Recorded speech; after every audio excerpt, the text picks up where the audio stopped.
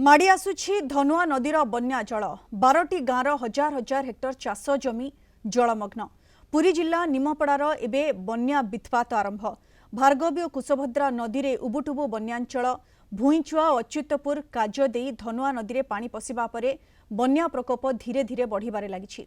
निमापड़ार बड़माछपुर, केरेंडिया, सानमाछपुर, बारागरडा, अंकुशपुर, कनपुर आदि 12टी गाँवर हजार हजार हेक्टर चाष जमी जलमग्न। अंकुशपुर देखेता रास्ता उपरे चली आंठुए आंठुए पानी। ए संपर्क में धनुआ नदी संलग्न अंकुशपुर गाँव अधिक सूचना देउछन्ति आम रिपोर्टर आशीष रंजन मिश्र। बेहाल करुच्ची बन्या परिस्थिति जदि आम कहिबा पुरी जिलार निमापड़ार जो धनुआ नदी अच्छी ए धनुआ नदीर पानी जलस्तर बढ़िबा परे धीरे धीरे ये हूँ जलमग्न होती। जदि आम कहिबा ये अंकुशपुर रास्ता जे प्रमुख रास्ता को रही से रास्ता जलमग्न अच्छी। निजे तहसिलदार बुलिकी परिदर्शन कर सहित सीधासख आलोचना करवा। सर कौन अनुभव कर कौन अफेक्टेड हेले व्यवस्था कौन कर देखो यहाँ जोटा मु बर्तमान परिस्थिति देखुची धनुआर जोटा बैक कटरटा जहाँ रास्ता मोर अंकुशपुर देखता रास्ता जोटा बर्तमान चली पाखापाखि 1 फुट हम पानी बर्तमान मो चलची जहाँ मु अनुधान करी परवर्ती पर्यायर बर्तमान लोक मानकर जहाँ क्षयक्षति जहाँ होती से अनुसार आम सरकारी तरफ साहाय्य जहाँ दबा कथा आम दबू एवं आमर इंटर डिपार्टमेंटल कोऑर्डिनेशन करिकी आमर एसी ड्रेनेज को मध्य आम अवगत करिछु तांकर जहाँ परवर्ती स्टेप थी से नेबे ता छड़ा लोक माननकु केमिति धनजीवन हानि हेनी से आम विहित पदक्षेप नौछु। अनुमान करा जाउछि आउरी जलस्तर बढ़िबो संते सुद्धा आपण ताकु ता पइका पुणी कोन करा जाउछि। निश्चित आम भी सेटा नजर रखुछु। आमर 24/7 राउंड द क्लॉक आमर मॉनिटरिंग टीम काम करछंती आमको जलस्तर प्रति घंटा घंटा इनफॉरमेशन आसूची ताकू देख नजर रखिकी आम जोटी बंध दुर्बल थी जहाँ थी प्रति जहाँ आमर बाली बस्ता व्यवस्था करके पैकिंग कर से दिगरे आम निश्चित भाव में समस्त पदक्षेप नौछु। किसी गाँ लोक अच्छा प्रतिक्रिया ना कि पानी बढ़ुची कि भाव में भयभीत बहुत तो भयभीत आम तो ये पानी घर कर सदा बेल अवस्था आमर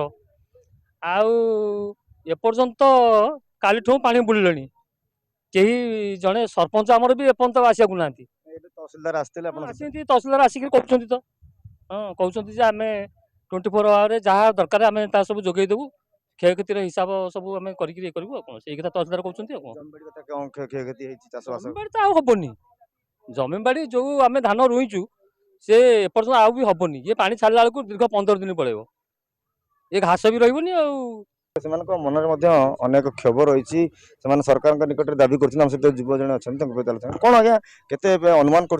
क्षति हम ये क्षति को भरणा सरकार करेंगे कि नहीं। आज्ञा देखो कालठू पानी बढ़िले पुणी 22टा गेट्रु पानी एपर्यंत आसनी कालठू धान ये बुड़िकी अच्छी पिला भी स्कूल जाना गाई गोरु भी खाद्य खाई पार ना लोक पाखे शुखिला खाद्य पहुँचुनी ये घर देखिए से घर लोक भी स्थानांतर छात उपर उंचार अच्छा आम चाहूँ बर्तमान किसी तहसिलदार सार आई कि यार व्यवस्था कर सब वर्ष सरकार बना को दिया हूँ से कहूँ धन्य बना स्थायी समाधान हम सब वर्ष बनिया होपर जहाँ नहीं से आर एम चलती कि समाधान हो पार मो सहयोगी देखा ये हूँ से घर दृश्य ये गाँव में एवं सुधा पानी बर्तमान सुधा प्रवेश करुच्ची। प्रवेश कलापर निश्चित रूपे जितेबाला आहरी जल स्तर जो बढ़ निश्चित रूपे कि भाव में प्रभावित होब आप अनुभव करें। ये हूँ से समय दृश्य सीठी आम चेष्टा करुचे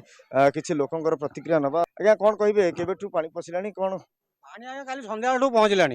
काली था चाखेंडा आज किंतु आंठिए पानी है फसल फासिले सब गला धान बाड़ी सब गला फसल भाई जो करते जनी काकुड़ी भेंडी सब भी सी गला लोक एना दुर्दशा चलुंती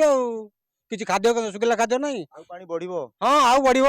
बढ़ राति सुरा बोधे अंटा पानी बोधे कहू तो यही कथा सब बना जमी जमी धोई धाई गला फसल फासिल नष्ट है पिला केमती बचे केमती घर द्वार भल मंद से कथा तहसिलदार कह